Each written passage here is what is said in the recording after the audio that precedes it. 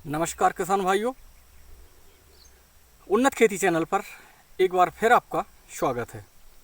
साथियों, ये जो ग्रीष्म में जायद की फसल लेने से किसान को जो अतिरिक्त फ़ायदा होता है, उसकी अपेक्षा यदि हम सब्जी उत्पादन में भाग लें तो उससे अधिक फ़ायदा मिल सकता है। तो आज के वीडियो में आपसे चर्चा होगी कि जाल विधि से करेले का उत्पादन हम कैसे अच्छे तरीके से ले सकते हैं कि हमारा जो खेती का धंधा है वो लाभ का धंधा बन सके। तो आइए देखते हैं।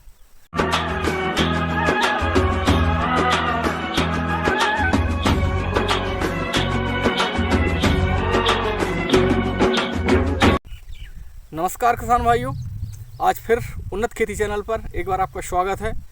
विषय है करेले की ग्रीष्मकालीन उन्नत खेती, मचान विधि से या कहें कि जाल विधि से।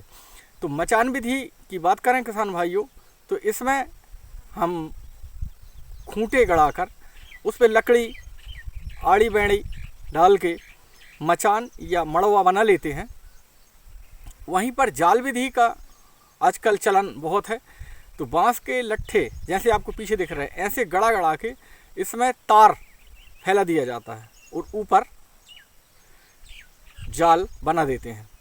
तो इसमें हम और क्या क्या करें कि हमको अच्छा फायदा या उत्पादन मिल सके। तो सबसे पहले मैं कहना चाहूँगा किसान भाइयों कि खेत को जितने अच्छे तरीके से सुधारा जाएगा उससे उत्पादन बढ़ता है।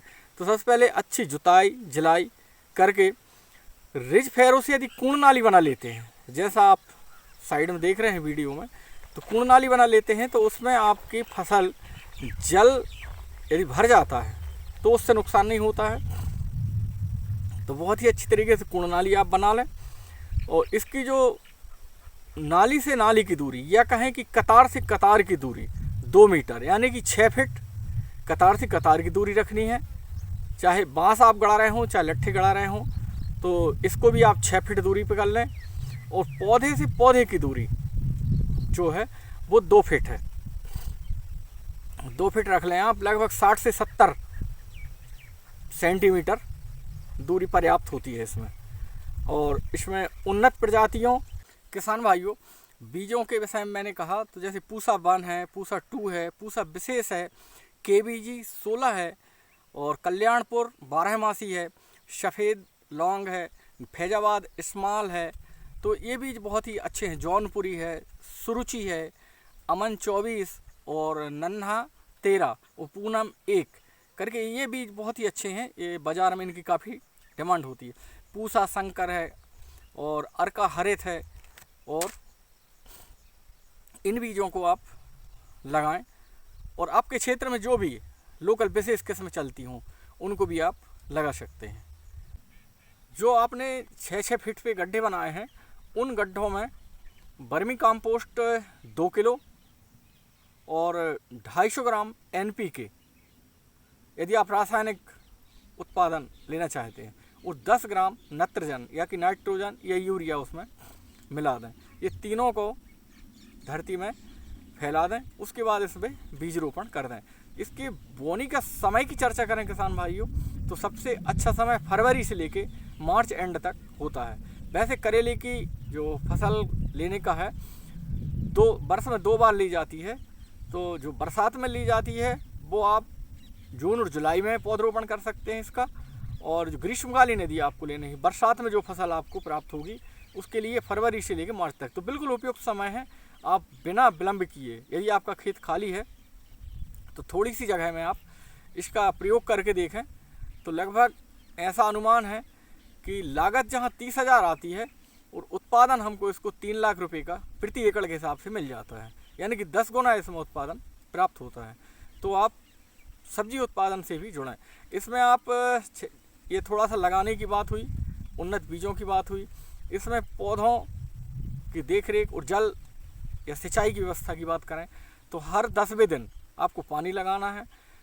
वैसे ज़्यादा कीट पतंगे फुद्दी ये तो लगते नहीं हैं, फिर भी यदि कहीं कुछ है देखते रहें लगातार, वाइट फ्लाई या थ्रिप्स वगैरह का है तो क्लोरोपाइरीफास बहुत ही सस्ता, या फिर जैविक करते हैं तो आप नीम तेल इसमें स्प्रे कर लें। नीम तेल का स्प्रे सबसे अच्छा होता है क्योंकि सब्जी खाने के काम में आती है और इस समय जो केमिकल्स के कारण से बहुत अधिक स्वास्थ्य पे प्रभाव पड़ता है उससे हम बच जाते हैं। तो ये हो गई देख रेख थोड़ी सी।